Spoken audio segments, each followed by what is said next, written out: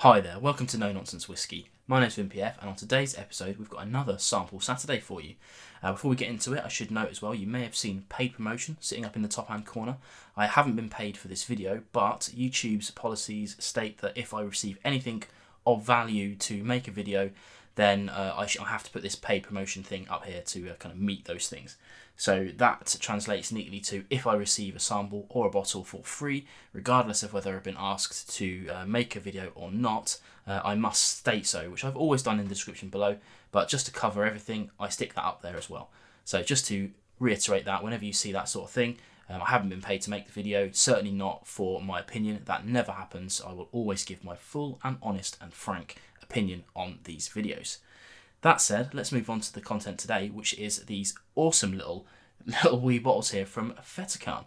Now, I've been quite critical of White & Mackays in the past. You know, their main brands like Dalmore, Fettercairn and Tam Lafulin always tend to be a very similar kind of vibe. You know, that 40% or near as damn it.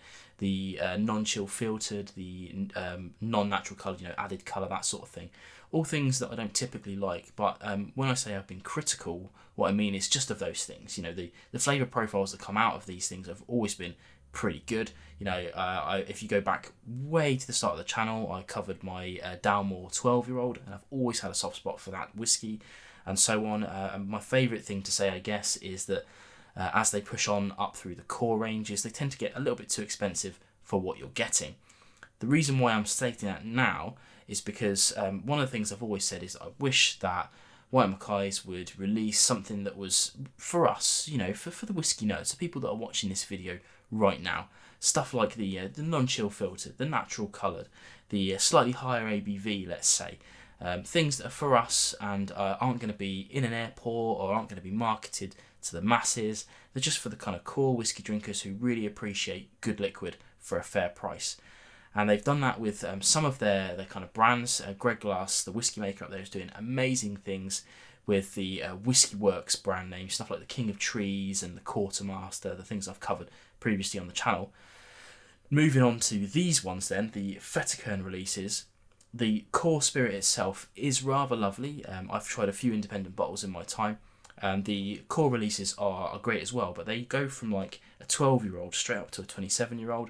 The 27-year-old is really quite expensive, and the 12-year-old, although very affordable, doesn't really hit many of the marks that I would prefer in a whiskey of that sort of price range.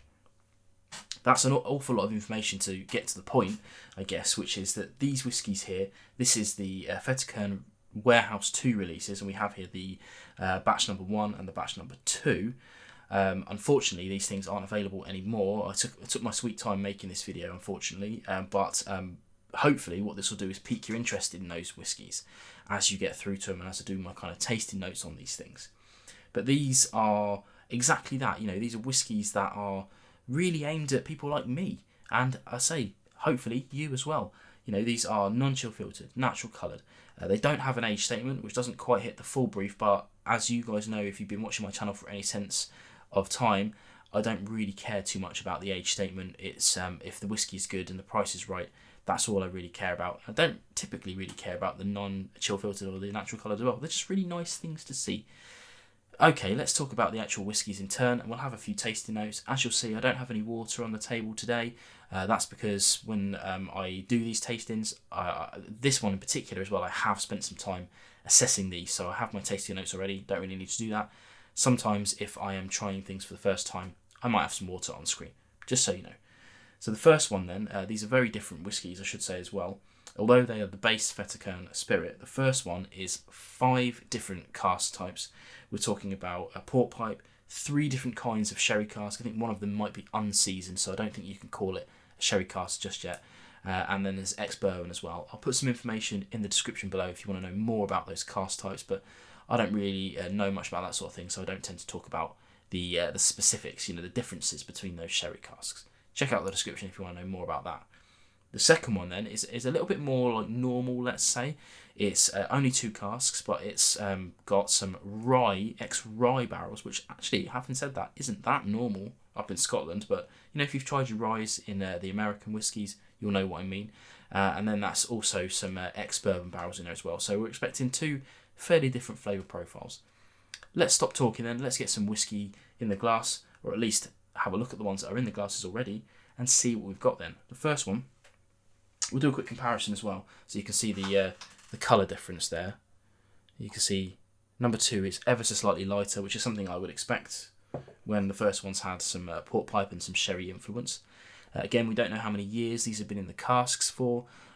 Probably not like an excessive amount of years, because I wager if all of the barrels involved were at least 10 years old, they'd take great pleasure in putting 10 on the label, but I'll wager it's probably a little bit less than that, but I don't really care, as I've talked about.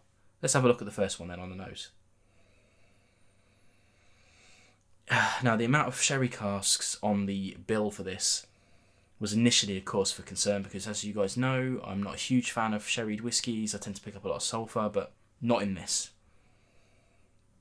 It's bags of apples and pears on the nose, all those orchard fruits that I love, and I typically get on kind of Speyside-y noses, but on this it's this huge amounts of it, like, and there's some vanillas as well, honey on the back end.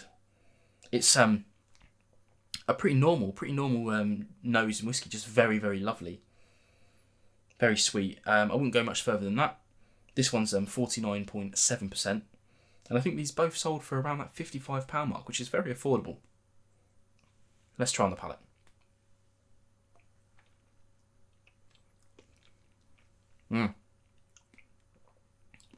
Cool. Okay. Wow. Just keeps building and building and building that. It's it translates neatly from the nose to the palate. Lots of those apples and pears, vanillas and honeys. But for me, it extends slightly further, and it's got a bit of apricots in there as well. The ABV really does shine as it builds and builds and builds, and it ends in a pretty big finish. Quite alcoholic, quite spicy, very warming actually. Probably a little bit of youth in there as well, but not much, I have to say. Okay, let's move on to this one then and see what we've got. So as we said, this is a little bit lighter. This is a bit of ex-rye and a bit of ex-bourbon. Let's check out the nose on this. So different. I mean, even side by side. And I'm nosing this now, although I've done my tasting notes, as I said. I am nosing and tasting this live as well, to a certain extent. Very different noses. I am still getting those honeys and vanillas that you would expect to get from kind of an ex-bourbon barrelled whiskey. But for me, it's got this really nice kind of citrusy, orangey back end to it. Let's try on the palate on this one.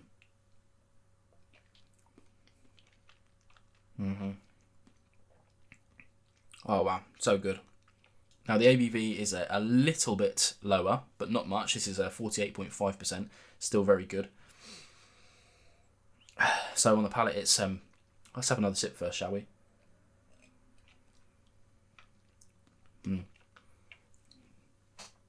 It's again translates neatly over. Lots of oranges, but there's a kind of additional element of some gingerbread going on there. Again, really long, not quite as alcoholic as the previous one. It's an interesting one, this, because I'm comparing these two side by side. They're both very good whiskies, and for the price, I'm astounded. And actually, I'm a little bit sad that I didn't jump on this a little bit earlier and actually pick up a bottle of either of them, to be honest, because this is well sold out now, These are gone. Definitely something to keep an eye on for future releases. I have to say, gun to head, that the nose on batch 1 is better than the nose on batch 2, but the palate is better on 2 than 1, I think. But I'm really splitting hairs there, Both of these are very, very good, very, very good, and astounding, really, because what Greg's doing up there is really incredible, and long may it continue. I'm actually really glad to hear that these things have sold out, and sold out really quickly as well. Like, it was quite difficult to get the 2 after the success of the 1, and I think it's going to become even harder to get the 3 when that comes out. You know, both of these came out this year, 2021, so I think they're going to be churning these things out as quick as people will buy them. So yeah, keep an eye on it, because they are good so far, and I think they're only going to be good going forwards as well.